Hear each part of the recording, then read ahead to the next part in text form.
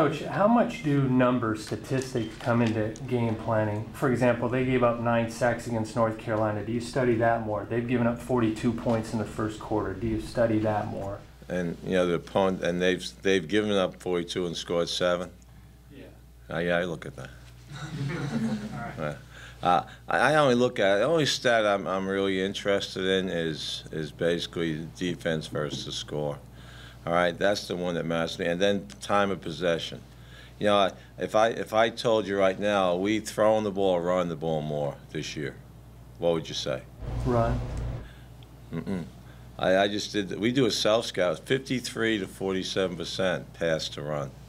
We are this year total, which we're normally a 60-40 team, and we're one of the few teams that way. Everybody else I see is 72-28, 72% pass, and again, we got to get back to doing some things that we do well more often.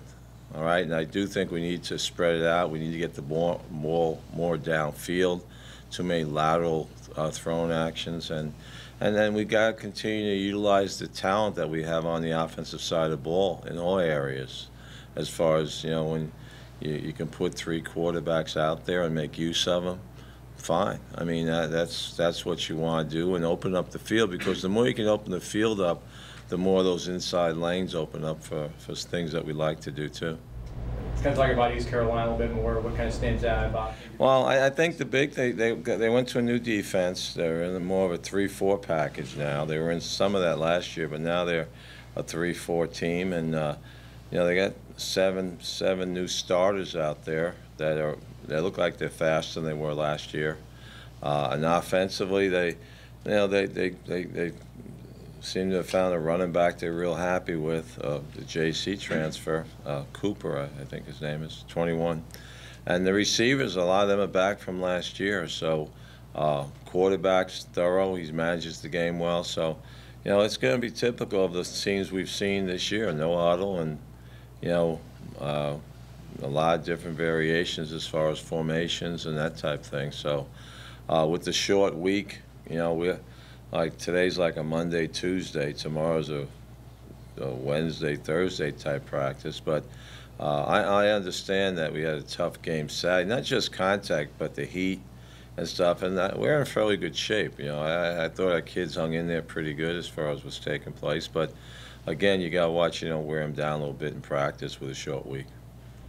You had those conversations with Blake. Are you sensing his confidence level and his focus is where it needs to be? He's fine. I think, you know, people don't understand. I think a lot of the things that happen to him is the first time it's happening.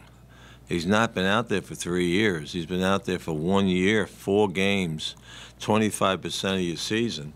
And a lot of time things happen, like when you get hit a couple of times, all of a sudden you start looking around and you start getting a little bit antsy. Everybody's like that until they have enough experience to get over that.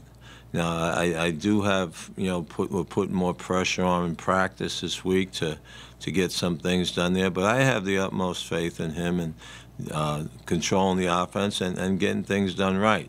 I think there were times we probably was a little bit out of sync on Saturday, and you know, that's the time when you want to probably have someone throw somebody in. Now, our answer was the wild night to give him a break to let him see what was going on, and you know, and go from there. So, but no, he'll be fine. I think a lot of situations he'll be better next time he sees that situation occur.